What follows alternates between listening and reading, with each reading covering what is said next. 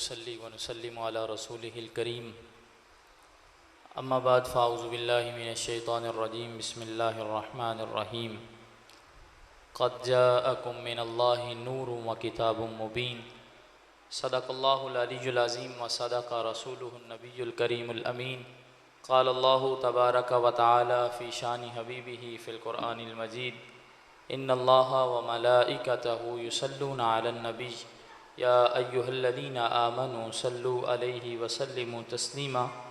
महब्बत से तमामी अहबाब आका करीम हुजूर जाने जाना सुल्तानुल अंबिया सल्लल्लाहु ताला अलैहि वसल्लम की बारगाह अक़दस में दुरूद व सलाम का नजराना पेश कीजिएगा। अस्सलातु वस्सलामु अलैका या सय्यदी या रसूलल्लाह, अस्सलातु वस्सलामु अलैका या सय्यदी या हबीबल्लाह, अस्सलातु वस्सलामु अलैका या सय्यदी या नबी अल्लाह। अच्छा, मैं दो चार बातें अर्ज़ करूँ। गुफ्तगू यानी जो उन्वान है उस पर गुफ्तगू करने से कबल बात समझ आए तो फिर सुभान अल्लाह की गूंज डालते रहिएगा। चूँकि ये ज़ाती तौर पे मैं एक आशिक मिजाज बंदा हूँ और मेरी चाहत होती है कि रसूलुल्लाह सल्लल्लाहु ताला अलैहि वसल्लम के ज़िक्र खैर की महफ़िल में जितने भी लोग बैठे हैं हुजूर का ज़िक्र खैर सुनते जाएं, सुभान अल्लाह कहते जाएं, अल्लाह इनके दर्जात बुलंद फरमाता जाए। याद रखिएगा, जो बंदा मेरे रसूल की ज़ात पे दुरूद पढ़ने का आदी बन जाता है, अल्लाह उस बंदे की ज़ुबान में मिठास पैदा फरमा देता है। जो बंदा मेरे हबीब की ज़ात पे दुरूद पढ़ने का आदी बन जाता है, अल्लाह उस बंदे के चेहरे पे नूर पैदा फरमा देता है। जो बंदा मेरे हबीब की ज़ात पे दुरूद पढ़ने का आदी बन जाता है, अल्लाह रब्बुल इज़्ज़त उस बंदे की ज़िंदगी के दुखों को सुखों में तब्दील फरमा देता है। और जो बंदा मेरे हबीब की ज़ात पे दुरूद पढ़ता है, अल्लाह उसकी मुश्किलात को आसानियों में तब्दील फरमा देता है। और जो बंदा मेरे हबीब की ज़ात पे दुरूद एक दफ़ा पढ़ता है, अल्लाह उसके 10 दर्जे बुलंद फरमा देता है। मेरे हबीब की ज़ात पे जो बंदा एक दफ़ा दुरूद पढ़ता है, अल्लाह एक दफ़ा दुरूद पढ़ने का सदका 10 नेकियां नसीब फरमा देता है। और जो बंदा आका करीम की ज़ात मुबारका पे दुरूद पढ़ता है, सबसे बड़ा फ़ायदा दुरूद पढ़ने का, आका करीम सल्लल्लाहु ताला अलैहि वसल्लम की मजलिस से नूर लगी हुई थी, सहाबाए किराम का जम्मे गफ़ीर था। हुजूर की बारगाह अक़दस से एक सहाबी रसूल उठे, अर्ज़ की बंदा नवाज इरशाद फरमाइए, कल क़यामत वाले दिन मैदान माशर में जब आदम अलैहिस्सलातु वस्सलाम से लेके क़यामत तक आने वाला आखिरी बंदा, तमाम के तमाम लोग वहाँ पे मौजूद होंगे, ये बताइए आपके करीब उस वक्त कौन सा इंसान होगा? मेरे हबीब करीम अलैहिस्सलातु वस्सलाम ने इरशाद फरमाया, औलन नासी बी यौमल क़ियामती अक्सरुहुम अलैया सलात।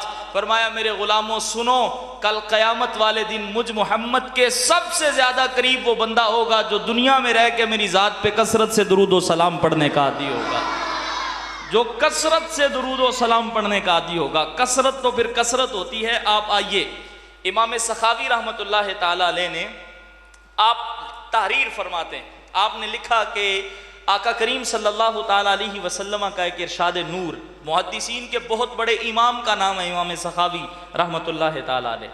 आपने हदीस मुबारका लिखी, फरमाते हैं अल्लाह के रसूल सल्लल्लाहु ताला अलैहि वसल्लम ने इरशाद फरमाया, अल्लाह ताला ने एक ऐसा फरिश्ता पैदा फरमा रखा है जिसका सर 7 आसमानों से ऊपर है और जिसके पाँव 7 ज़मीनों से नीचे हैं। और फरमाया कि उसके जिस्म का अर्ज, उसके जिस्म की चौड़ाई ये है कि एक पर मशरिक की नुक्कर में, एक पर मगरिब की नुक्कर में। ये उस फरिश्ते के जिस्म की लंबाई और चौड़ाई है। मेरे आका करीम सल्लल्लाहु ताला अलैहि वसल्लम इरशाद फरमाते हैं, उस फरिश्ते का सिर्फ एक ही काम है। अर्ज किया गया, हुजूर बंदा नवाज हुक्म फरमाइए, इरशाद फरमाइए, उस फरिश्ते का क्या काम है?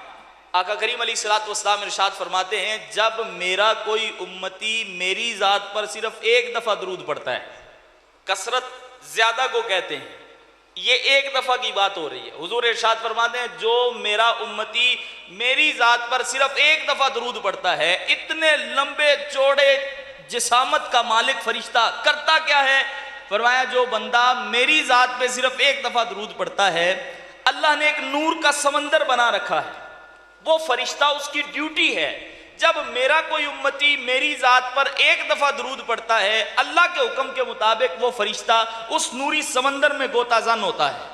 अर्ज़ किया, हुजूर फिर क्या? फरमाया, जब वो गोता लगा के बाहर आता है, आके अपने परों को झाड़ता है, महबूब करीम इरशाद फरमाते हैं, जब वो फरिश्ता आके परों को झाड़ता है, उसके परों से जो नूर के कतरे गिरते हैं, अंदाजा लगाइए कि जिसके पर मशरिक से मगरिब तक इतने लंबे चौड़े पर हों, वो जब परों को झाड़ता होगा तो कितने कतरे गिरते होंगे। मेरे हबीब फरमाते हैं, जब वो परों को झाड़ता है, वो नूर के जितने कतरे उसके परों से गिरते हैं, अल्लाह ताला हर एक कतरे के बदले में एक फरिश्ता पैदा फरमा देता है।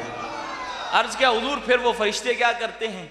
मेरे महबूब करीम सल्लल्लाहु ताला अलैहि वसल्लम ने इरशाद फरमाया, मेरे गुलामों, जो बंदा मेरी ज़ात पे इस दुनिया में रह के सिर्फ एक दफ़ा दुरूद पढ़ता है, वो जो फरिश्ते पैदा होते हैं, अल्लाह उनको हुक्म इरशाद फरमाता है, कयामत की सुबह तक इस बंदे के लिए कोई और दुआ करे ना करे, तुम्हारी ड्यूटी है, मेरे यार की ज़ात पे इसने एक दफ़ा दुरूद पढ़ा है, कयामत तक इसकी बख्शिश की दुआ करते रहो। यार प्रोटोकॉल नहीं है, एक दफ़ा दुरूद, एक दफ़ा दुरूद, सिर्फ एक दफ़ा दुरूद पढ़ा जाए। यहाँ पे तो लोग करते क्या हैं, दफना के आए, 2 दिन 4 दिन 6 दिन 10 दिन याद रखा, ज्यादा मोहब्बत थी तो 20 दिन उसकी मोहब्बत में खोए रहे, लेकिन आखिर भूल जाते हैं। साल बाद कब्र पे भी जाना याद नहीं रहता, लेकिन यहाँ पे लोग अपनों को अपने हाथों से दफना के भूल जाते हैं। मेरे हबीब इरशाद फरमाते हैं, तू मेरी जात पे दुरूद पढ़ने का आदी बन जा, कयामत की सुबह तक लोग तुझे भूल जाएंगे दफनाने के बाद, लेकिन जब मेरा वफादार बन के जिंदगी गुजारेगा, अल्लाह की रहमत के फरिश्ते भी तुझे दुआओं में याद रखेंगे। यह दुरूद पढ़ने का सदका। और जो दुरूद पढ़ने का आदी बन जाए, उसे फिर मिलता क्या है? उसे कुर्बे रसूल मिलता है। रसूलुल्लाह सल्लल्लाहु ताला अलैहि वसल्लम का कुर्ब उसे नसीब होता है। और सहाबाए किराम की जिंदगी आप देखें कि वो हुजूर का कुर्ब कैसे चाहते होते थे। जिंदगी में सबसे ज्यादा अगर सहाबाए किराम को कोई चीज महबूब थी तो वो ये थी कि हमें रसूलुल्लाह का कुर्ब नसीब हो जाए, हमें हुजूर का कुर्ब नसीब हो जाए। हजरत रबिया बिन काब अस्लमी रदी अल्लाह ताला अन्हु हुजूर के सहाबी हैं, और इनकी ड्यूटी बड़ी खूबसूरत थी।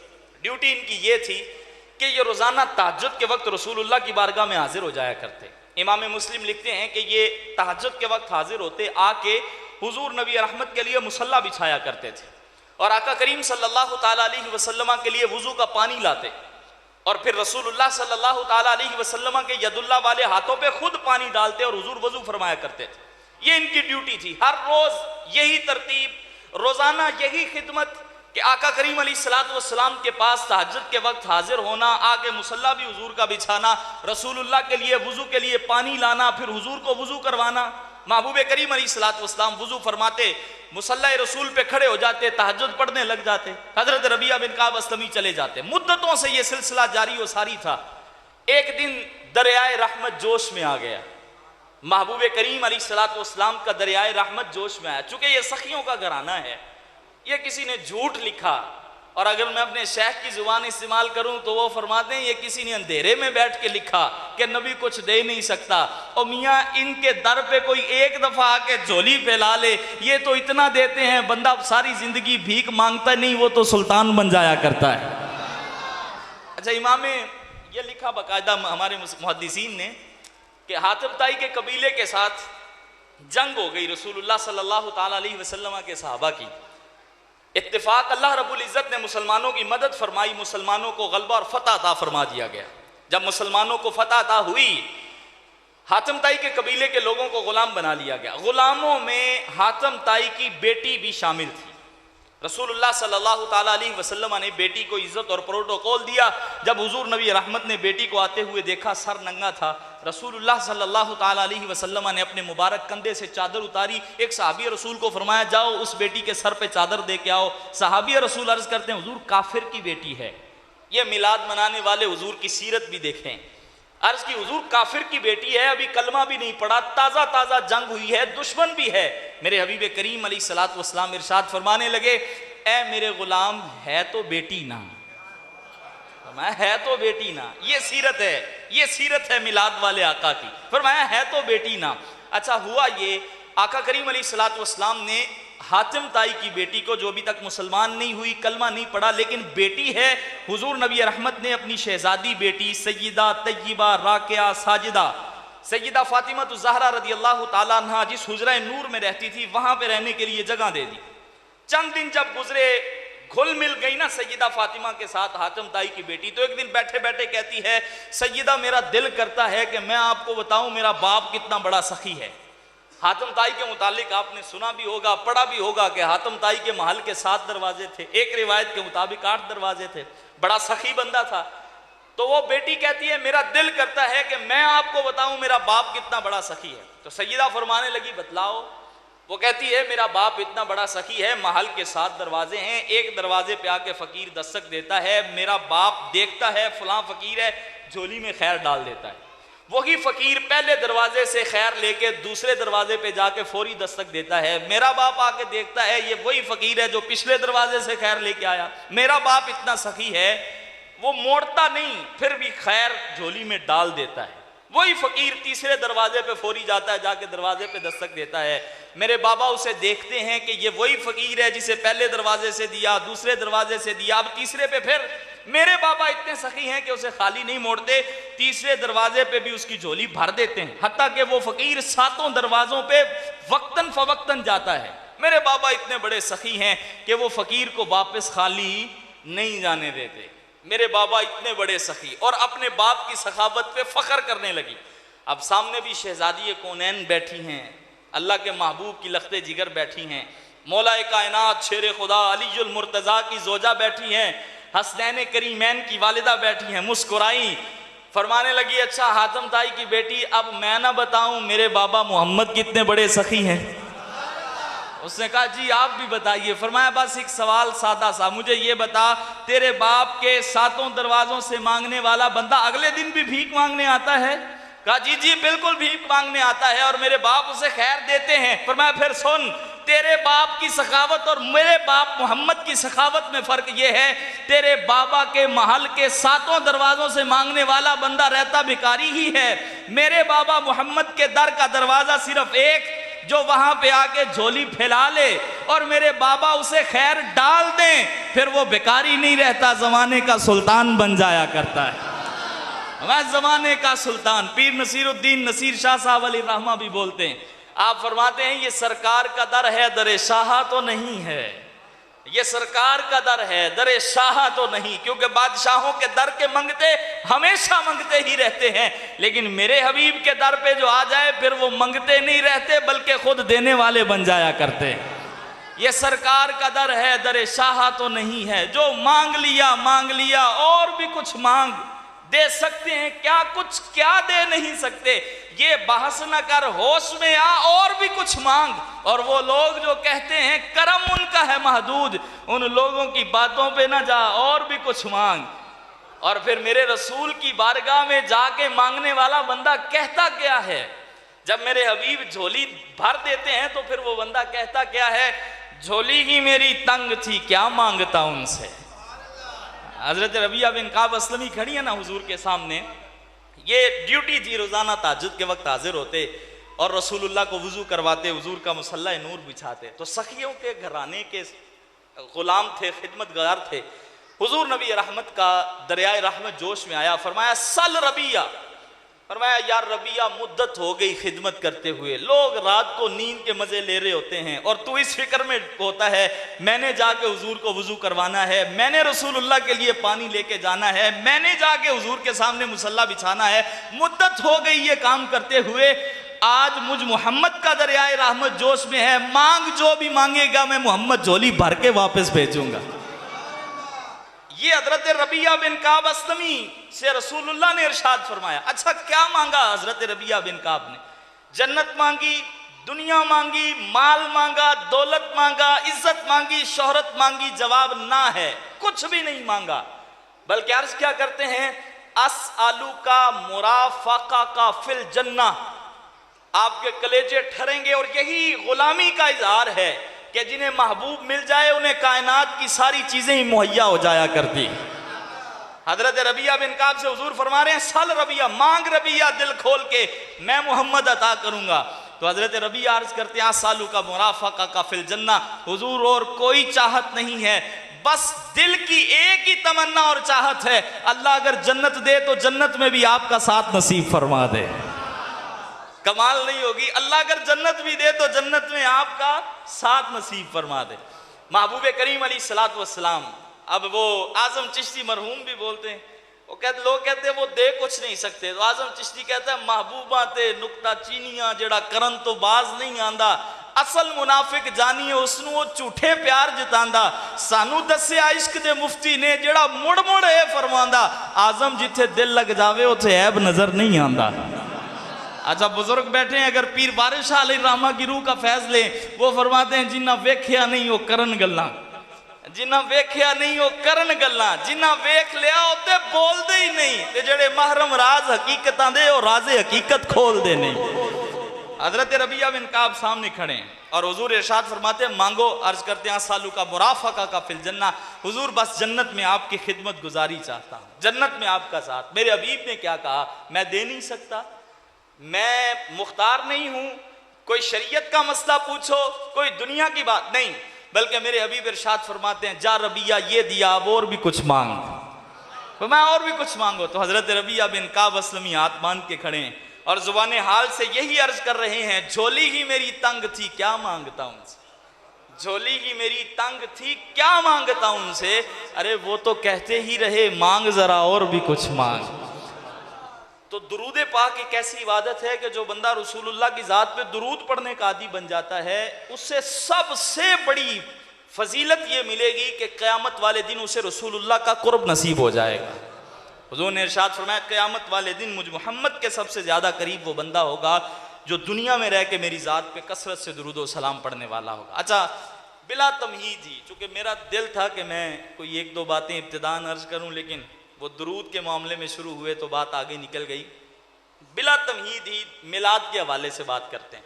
आका करीम सल्लल्लाहु ताला अलैहि वसल्लम इस कायनात में तशरीफ लाए तो कायनात के जर्रे जर्रे ने अपनी अपनी मोहब्बत का इजहार फरमाया, और बड़ी ही खूबसूरत बात लिखी है हमारे मुहद्दिसीन ने कि अगर सिद्दीक़ अकबर रज़ी अल्लाह ताला अन्हु उस वक्त हाथ उठा के कह रहे थे ना कि मेरे नबी मोहम्मद आ गए, तो दरिया के तह के नीचे कहीं ना कहीं एक छोटी सी मछली का बच्चा भी कह रहा था मेरे हबीब मोहम्मद भी तशरीफ ले आए हैं। अगर हजरत उमर पुकार रहे थे ना कि मेरे नबी मोहम्मद तशरीफ लाए हैं, तो फिर कोयल भी किसी बाग के दरख्त पे बैठ के कह रही थी मेरे नबी मोहम्मद तशरीफ ले आए। क्योंकि पहले जितने भी अंबिया, जितने भी रसूल तशरीफ लाए वो किसी एक कौम की तरफ, किसी एक कस्बे की तरफ, किसी एक मखसूस इलाके की तरफ नबी बन के आए, लेकिन जब मेरे और आपके प्यारे आका व मौला की बारी आई तो फिर एजाज, इज्जत और मकाम ये दिया गया। फरमाया महबूब पहले किसी को एक कस्बे की तरफ रसूल बना के भेजा, किसी को एक कौम की तरफ रसूल बना के भेजा, किसी को चंद इलाकों की तरफ रसूल बना के भेजा, लेकिन फरमाया महबूब तेरा एजाज ये है जहां जहां तक मुझ रब की खुदाई होगी वहां वहां तक तुझ मोहम्मद की मुस्तफ़ाई होगी, और मैं तुझे कायनात के जर्रे जर्रे की तरफ रसूल बना के भेज रहा हूं। और फिर जिनका रसूल आ रहा था उन्होंने फिर एजाजन इस्तिकबाल भी फरमाया। इमाम कस्सलानी रहमतुल्लाह ताला अलैह मवाहिबुल लदुनिया में लिखते हैं, फरमाते हैं वो पाकीज़ा लम्हे, ये जिस रात के झुरमुट में आप बैठे हैं वो मुकद्दस रात यही है। फरमाते हैं वो मुकद्दस रात जिस रात रसूलुल्लाह ने तशरीफ लानी थी, जब वो पाकीज़ा लम्हे आए और अल्लाह के रसूल सल्लल्लाहु ताला अलैहि वसल्लम इस जहान फ़ानी में तशरीफ लाए, तो हुआ ये कि बाकायदा तौर पर मुल्क फारिस में एक आतिश कदा था, एक गड़ा खोदा गया था जिसमें हजारों मन लकड़ियां डाली जाती, और बाकायदा तौर पे हुकूमत की तरफ से वहां पे खादिमीन मुकर्रर थे। कई सालों से वहां एक सेकंड के लिए भी आग नहीं बुझी थी। उसका सबब यह था कि मुल्क फारिस के रहने वाले लोग मजूसी थे, आग को खुदा मानने वाले थे। बाकायदा हुकूमत की तरफ से वहां पे लोग खादिमीन के तौर पे मुकर्रर थे, उसमें लकड़ियां डालते रहते। लोग आते आके अपने गुमान के मुताबिक आग को खुदा समझते हुए अपनी पेशानी उसके सामने झुका देते थे। लेकिन जब रसूलुल्लाह सल्लल्लाहु ताला अलैहि वसल्लम तशरीफ लाए ना, आका करीम अलैहिस्सलातु वस्सलाम की विलादत बासादत हुई, उस गड़े में हजारों मन लकड़ियां मौजूद हैं, खादिमीन आस पास मौजूद हैं। लेकिन जब हुजूर की विलादत बासादत होती है, फौरी तौर पर मुल्क फारिस में आतिश कदा बुझ गया, सारी की सारी आग फौरी बुझ गई। वो जो खादिमीन आसपास मुकर्रर थे खड़े हुए और बुझती हुई आग की चिंगारियों से कहते हैं तेरे अंदर इतनी मन लकड़ियां मौजूद है, तू क्यों बुझ गई? तो वो बुझती हुई आग की चिंगारियां भी कह रही थी तुम्हें नहीं पता हुजूर आ गए। अच्छा, फिर नहर फुरात, इमाम ने लिखा नहर फुरात जब से बह रही थी उसका बहाव एक ही जानिब था, जब से बह रही थी एक ही जानिब बह रही थी। यहूदी अल्लाह का दिया गया पानी भी पीते, अल्लाह के हुक्मों की नाफरमानियां भी करते। लेकिन जब अल्लाह के रसूल सल्लल्लाहु ताला अलैहि वसल्लम इस कायनात में तशरीफ लाए, हुजूर की विलादत बासादत हुई, नहर फुरात का बहाव बदल गया। जब से बह रही थी पानी का बहाव एक तरफ, लेकिन जब रसूलुल्लाह पैदा हुए पानी का बहाव दूसरी तरफ बहने लगा, रुख तब्दील हो गया पानी का। सुबह सारे यहूदी इकट्ठे होके बहते हुए पानी को मुखातिब करके कहते हैं, ए नहर फुरात, तू रुख क्यों बदल गई, तुझे क्या हुआ? तो नहर फुरात के पानी के कतरे भी बोल बोल के कह रहे थे, तुम्हें नहीं पता हुजूर आ गए हैं। और बैतुल्लाह में गैरुल्लाह की इबादत होती थी, अल्लाह के घर में गैरुल्लाह की इबादत होती थी। बैतुल्लाह के अंदर 360 बुत नस्ब किए गए थे। हमारे मुहद्दिसीन ने लिखा, इमाम कस्सलानी फरमाते हैं, जब रसूलुल्लाह की विलादत बासादत हुई तो वो बुत फौरन मुंह के बल गिर पड़े। सुबह सारे काफिर आए और गिरे हुए बुतों को देख के कहते हैं, हमारे खुदाओ तुम्हें क्या हुआ? तो वो बुत भी जुबाने हाल से कह रहे थे, तुम्हें नहीं पता हुजूर आ गए। और फिर जब रसूलुल्लाह की विलादत बासादत हुई, शैतान बड़ा रोया, चेले चपाटे इकट्ठे हो गए, कहने लगे, शेख क्या हुआ, आज से पहले इतना तो नहीं रोए। तो शैतान भी जुबाने हाल से कह रहा था, हुजूर आ गए। और कहने लगा, सारी जिंदगी लोगों को वर्गलाया है, कयामत तक वर्गलाता रहूंगा, लेकिन आज वो हस्ती इस कायनात में तशरीफ ले आई है। लोग गुनाह करते रहेंगे, गुनाह पे गुनाह करेंगे, लेकिन कयामत वाले दिन जो उनकी उम्मत में शामिल होगा, ये नबी सर सजदे में रखेंगे, अल्लाह सर सजदे में रखने का सदका उनके गुनाह मुआफ फरमा के उन्हें जन्नत नसीब फरमा देगा।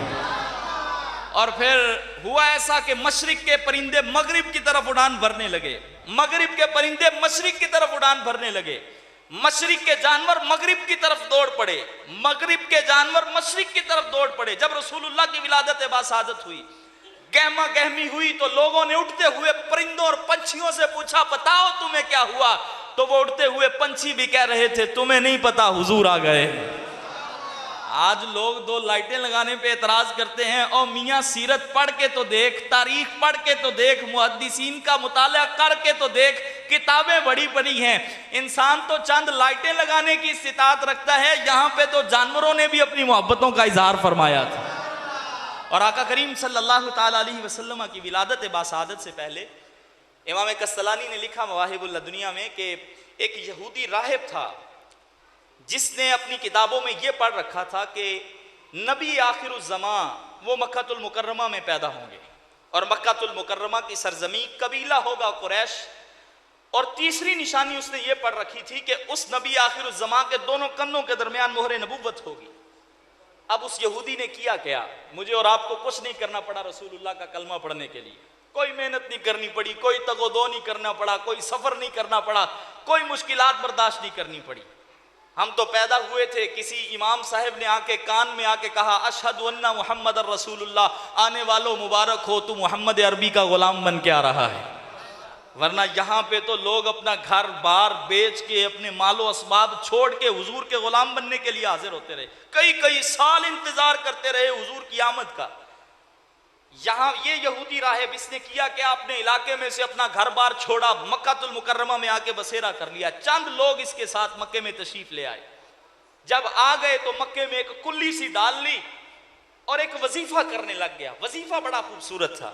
वजीफा क्या करता, चूंकि इसने पढ़ रखा था, जुमला बड़ा खूबसूरत है, इसने पढ़ रखा था अपनी किताबों में, नबी आखिरुज़्ज़मां की विलादत उस वक्त होगी जब अंधेरा जा रहा होगा, रोशनी आ रही होगी। दोबारा कहता हूं मैं, यानी आसान कर देता हूं, यानी इसने अपनी किताबों में पढ़ रखा था वो नबी आखिरुज़्ज़मां जब पैदा होंगे तो अल्लाह ताला उनकी विलादत के सदके कायनात के सारे अंधेरों को नूर में तब्दील फरमा देगा। अब ये यहूदी वजीफा क्या करता, सुबह सवेरे रोजाना चढ़ जाता पहाड़ की चोटी पे, और पहाड़ की चोटी पे जाके ऐलान करता, ए कबीले कुरैश वालों, बताओ तुम्हारे यहाँ किसी के घर बच्चा पैदा हुआ है? जिसके घर बच्चा पैदा हुआ होता लोग बताते कि फलां के घर बच्चा पैदा हुआ। ये जाता अपने साथियों के साथ उसके घर और जाके देखता कि कहीं वो नबी आखिरुज़्ज़मां पैदा तो नहीं हो गए। लेकिन ये रोजाना मायूस लौट पड़ता, रोजाना मायूस आके अपनी कच्ची कुल्ली में बैठ जाता और इंतजार करता और अल्लाह की बारगाह में अर्ज करता, मालिक तब तक मौत ना देना जब तक अपने नबी की ज़ियारत ना करवा दे। अच्छा, ये यहूदी राहिब मुसलसल ये वजीफा करता रहा। फिर आखिर एक दिन इसके सोए नसीब जागे हवाएं भी सल्ले अला के तराने पड़ रही थी और मक्कातुल मुकर्रमा के दरख्त भी सुबह सवेरे झुके हुए थे और पत्ते भी झूम झूम कर मोहम्मद अरबी की जात पे दुरूद सलाम पढ़ रहे थे। ये अपने चंद साथियों को लेके अपने मामूल के मुताबिक, अपने वजीफे के मुताबिक पहाड़ की चोटी पे चढ़ गया। जाके ऐलान किया, कबीले कुरैश वालों बताओ तुम्हारे यहाँ किसी के घर बच्चे की विलादत हुई? लोगों ने बताया हाँ, अब्दुल मुत्तलिब के यहाँ पोता पैदा हुआ है, अब्दुल्ला का बेटा, अब्दुल्ला का राज दुलारा पैदा हुआ। ये यहूदी राहिब नीचे उतरा पहाड़ की चोटी से, सीधा गया जनाबे अब्दुल मुत्तलिब रदी अल्लाह ताला अन्हु के दरवाजे पे, जाके दस्तक दी। हजरत अब्दुल मुत्तलिब बाहर तशरीफ लाए, कहा सुना है आपके घर पोता पैदा हुआ? फरमाया बिल्कुल। कहा जी जियारत करवाएंगे? मुहद्दिसीन फरमाते हैं हजरत मुस्कुरा के कहने लगा, तुम पूछते हो कि अब्दुल मुत्तलिब के पोते को देख के बेहोश क्यों हुआ हूं? तो सुनो। फरमाने लगा आज वजीफा पूरा हो गया है, तुम्हें नहीं पता, हुजूर आ गए। कहने लगा तो जिसका इंतजार आंखें कर करके निगाहें थक गई थी, दिल में जिसकी ज़ियारत के अरमान मौजूद थे, आज वो नबी आखिर ज़मां मोहम्मद अरबी तशरीफ ले आए। हर तरफ रहमतों के उजाले हुए, हर तरफ रहमतों के उजाले हुए, बस में कौनैन के पेशवा आ गए, सरे अफलाक से बातें करने लगे, मुस्तफा आ गए, मुस्तफा आ गए। महबूब अल्लाह या रसूल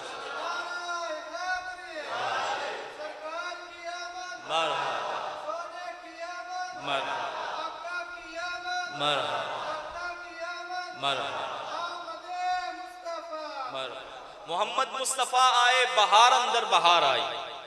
अच्छा दरमियान में चलें, ये एक सीन बन गया है। अब मोहब्बत फरमाएं, सारे साथी ज़ौक़ से बैठे, बड़ी खूबसूरत बातें और लुत्फ लें रसूलुल्लाह सल्लल्लाहु ताला अलैहि वसल्लम की विलादत बासआदत के उन मुक़द्दस लम्हात का और अपने ज़ौक़ का मुज़ाहिरा करते हुए साथ दें, बड़ा बड़ा लुत्फ आएगा।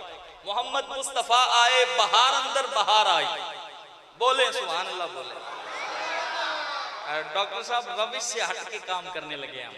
अब आपने बोलना है, ठीक है? अब आप सारे बोलें और हुजूर नबी रहमत सल्लल्लाहु ताला अलैहि वसल्लम से इज़हार मोहब्बत करते हुए बोले और महबूब करीम अलैहिस्सलातु वस्सलाम का और हुजूर नबी रहमत के गुंबद खिजरा का तसव्वुर करते हुए, उधर तसव्वुर बांधते हुए बातें इधर सुने, लेकिन दिल का कशकोल लेके हुजूर के रोजे पे खड़े हो जाएं। मोहम्मद मुस्तफ़ा आए, बहार अंदर बहार आई। मोहम्मद मुस्तफ़ा आए, बहार अंदर बहार आई। ज़मी को चूमने जन्नत की खुशबू बार बार आई। ज़मी को चूमने जन्नत की खुशबू बार बार आई। और बड़ी मायूस थी हलीमा जब गई मक्के, बड़ी मायूस थी हलीमा जब गई मक्के, मगर लौटी। अच्छा मायूस क्यों थी? मुहद्दिसीन लिखते हैं कि जब कबीला बनु साद से दाइयां गई ना मक्कातुल मुकर्रमा की तरफ बच्चों को लेने के लिए, तो हजरत हलीमा सादिया रज़ी अल्लाह ताला अन्हा के पास जो एक डाची थी, एक ऊँटनी थी, बड़ी लागर सी थी, कमजोर सी थी। और होता ये कि ये जहां पे बैठ जाती तो फिर बड़ी मुश्किल से उठती थी, क्योंकि चारा इसको कम मिलता था, हड्डियों में गोदा कम था।